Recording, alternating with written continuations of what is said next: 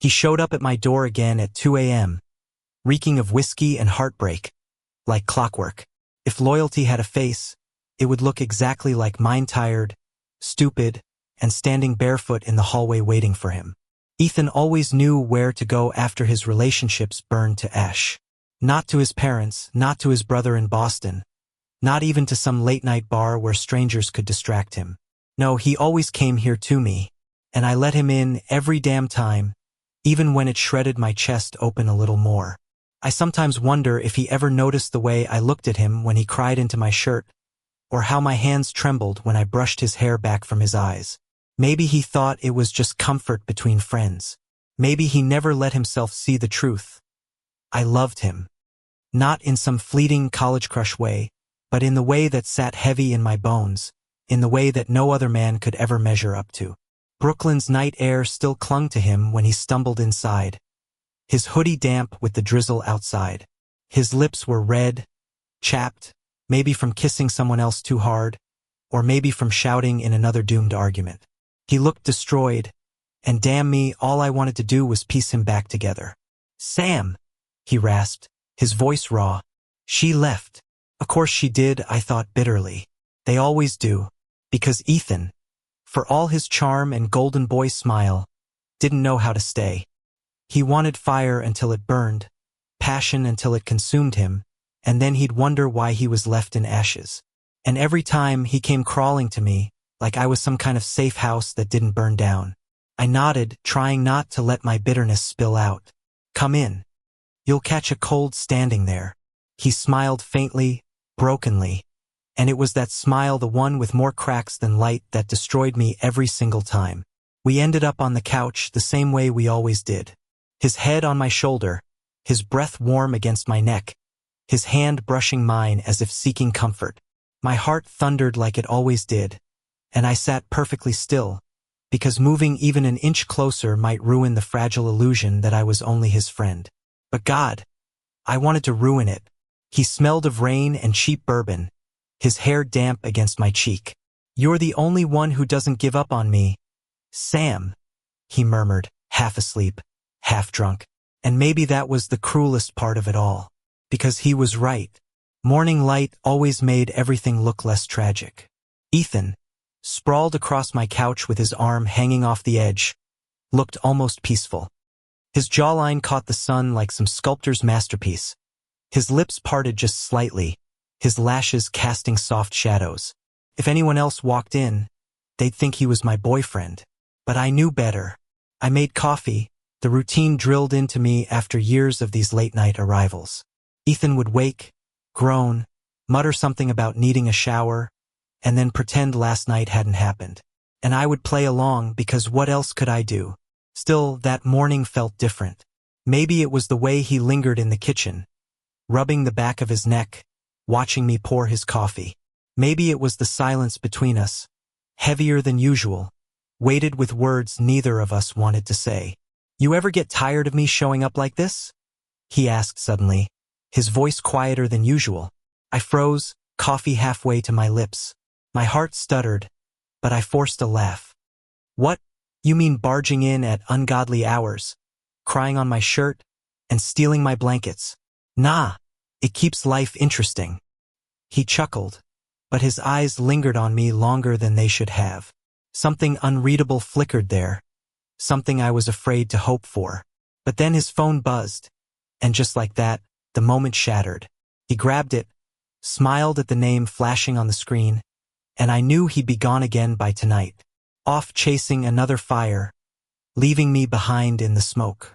And yet, when he hugged me before leaving, his lips brushed the edge of my jaw, whether intentional or not. I'll never know. But it was enough to keep me alive for another night. That's how it always was. Ethan burning too bright, too fast. Me, the shadow at his side. A cycle of heartbreaks and healing, of longing and silence. But one night that cycle cracked. It was late autumn, the streets slick with rain, the air biting cold. I was locking up the bookstore where I worked when I found him waiting outside, soaked to the bone, shaking. He wasn't drunk this time. His eyes were clear, but red-rimmed, his lips trembling. "Sam," he whispered, as if saying my name might break him. I dropped my keys. Something in his voice clawed at me, raw and desperate. I rushed forward, grabbing his arm, pulling him under the awning. Ethan, Jesus, you're freezing. What happened? He just stared at me, chest heaving, water dripping down his face. And then, before I could say another word, he kissed me. It wasn't gentle. It wasn't cautious. It was years of silence exploding, years of longing breaking free.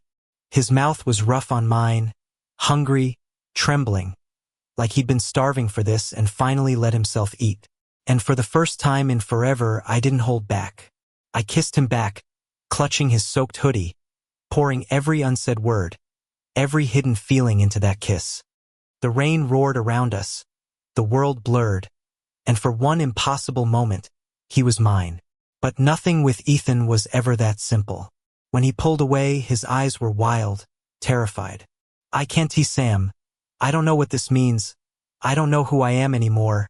And just like that, my heart cracked all over again. I wanted to tell him it was okay, that whatever he was afraid of, whatever he thought he couldn't face, he didn't have to face it alone. But my tongue felt paralyzed. I just stood there, breathing in the scent of rain and bourbon lingering on him, feeling the phantom press of his mouth against mine. Ethan stepped back, scrubbing his face with trembling hands. Shit, I shouldn't have done that. My heart screamed, but I forced my voice to stay steady. Why not? Because. He looked at me, eyes haunted. Because you're the only thing I haven't managed to ruin. The words hit harder than the cold rain pelting my skin. I opened my mouth to respond, to tell him I didn't care if he ruined me, that I'd let him burn me to ash just for one more second of that kiss. But before I could, he turned away, pulling his hood up, walking fast into the storm. I didn't follow. For the first time in years, I didn't. The days after were torture. He didn't call, didn't text, didn't show up at my door at 2 a.m. And as much as I told myself I needed the silence, that I deserved the break from being his emotional crutch, I felt like a limb had been cut off. I kept checking my phone, kept glancing at my door every time footsteps echoed in the hallway. At work, my boss noticed my distraction. You okay, Sam? You've been shelving the same stack of books for 20 minutes. Yeah, I lied. Just tired. But I wasn't tired. I was hollow. It was 3 weeks before I saw him again. And when I did, it wasn't at my apartment. It was at a party of all places. Brooklyn nights had a way of swallowing you whole. Music thumped against the walls of the apartment, bodies pressed together, the air thick with sweat and laughter and smoke. I was there because my coworker had dragged me, insisting I needed to get laid or at least get drunk. I wasn't drunk enough when I saw him. Ethan stood across the room, laughing at something a girl said, his arm slung casually over her shoulder. His smile was too bright, too polished, and I knew him well enough to recognize it was fake. But nobody else here did. My chest ached. I should have left. I should have turned around, walked out, spared myself the sight of him pretending to be okay. But I couldn't.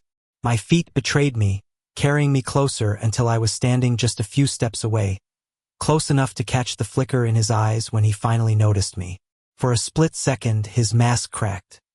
Then he straightened, pulling the girl closer. Sam, he said, too loudly, too cheerfully. Didn't know you were coming. Didn't know you'd be here either, I replied, my voice flat.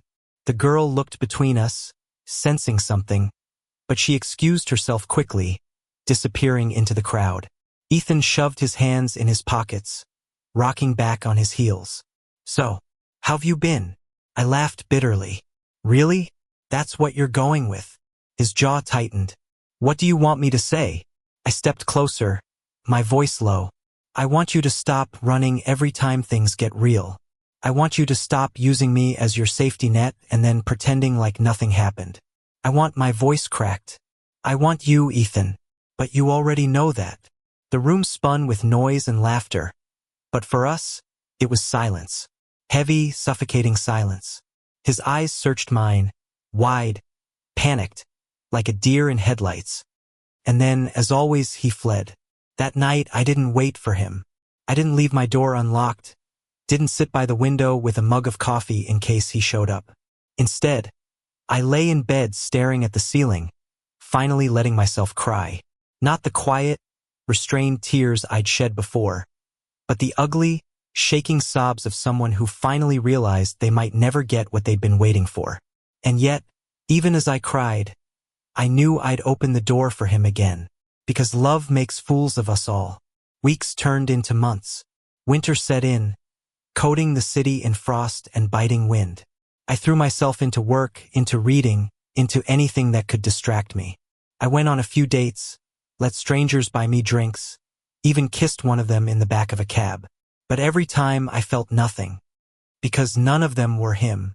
Then, on New Year's Eve, when fireworks lit up the sky and strangers kissed under glittering lights, my doorbell rang.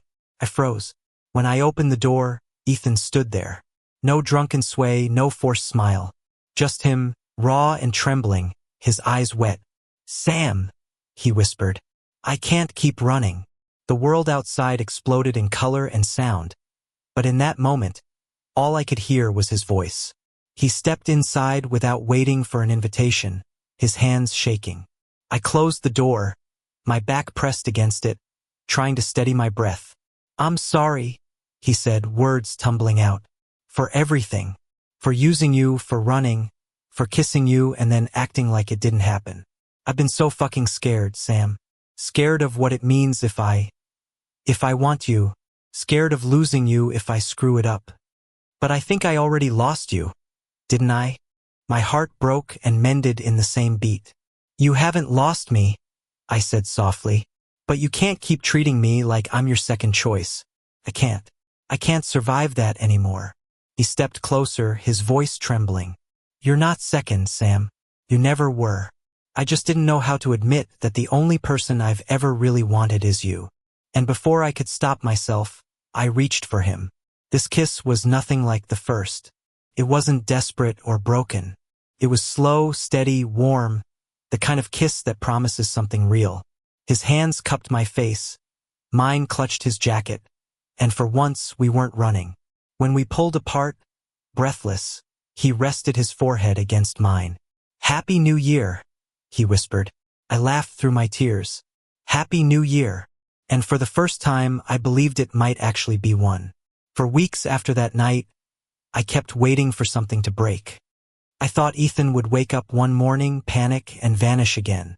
That was his pattern.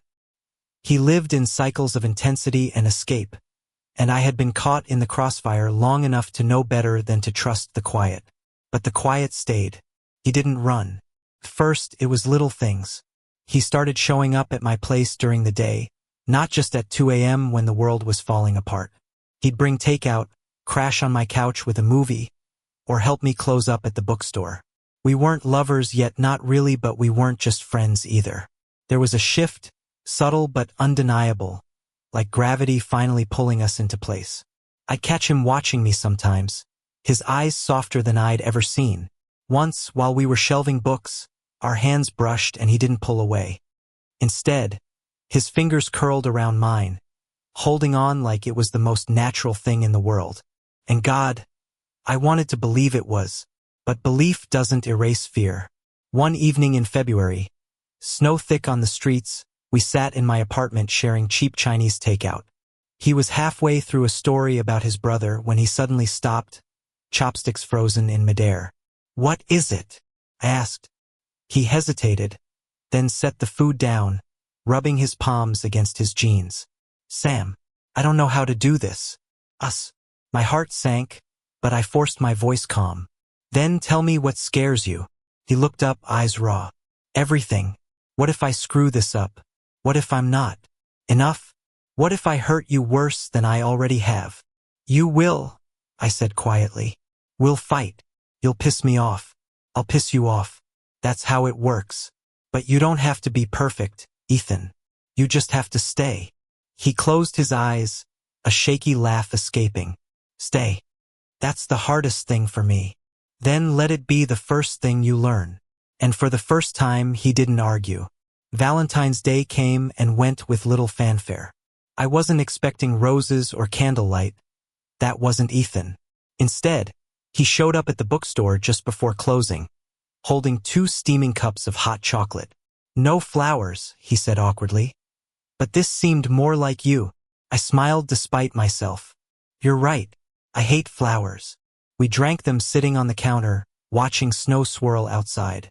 He leaned his head against my shoulder, and for once the world felt still. It was simple, and maybe simplicity was what we'd been chasing all along. But simplicity has a way of being fragile. In March, Ethan got a call from one of his exes. I didn't know about it until later. All I knew was he showed up at my place, restless, pacing the living room like a storm bottled in human skin. "She wants to talk," he muttered, running his hands through his hair. I tried to sound calm, though my chest burned. "So talk to her." He froze. "You don't care." "Of course I care," I snapped. "But I'm not going to chain you here. If you need closure, then go get it. Just don't lie to me about it." The silence stretched long, taut.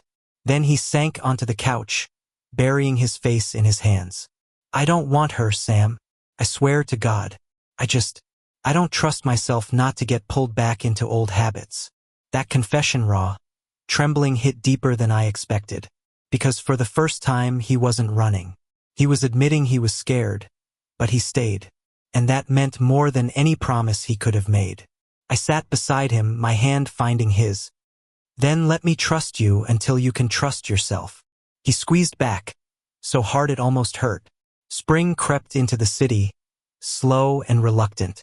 We started carving out routines that felt dangerously close to normal.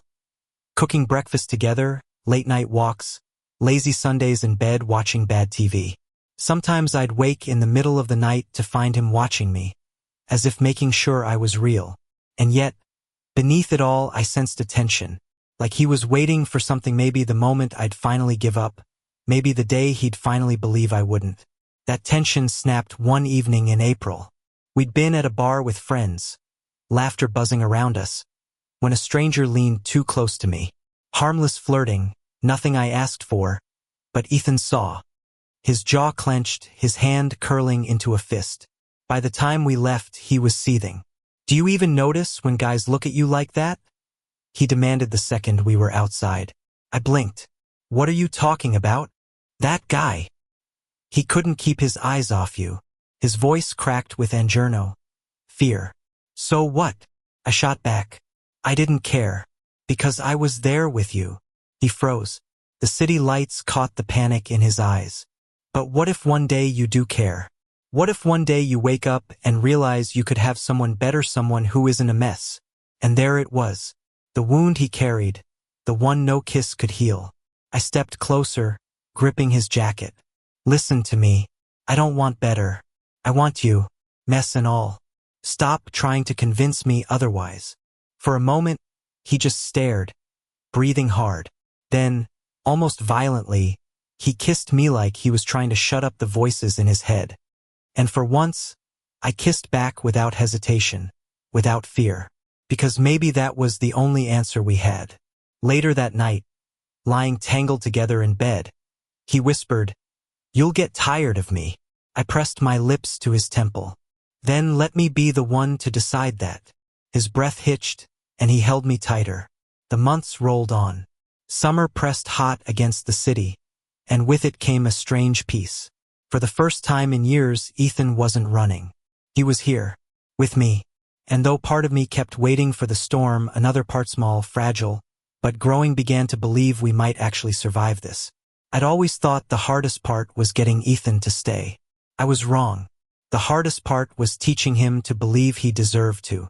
By July, the city had melted into its usual chaos of heat and sweat, tourists clogging sidewalks, street vendors shouting over each other.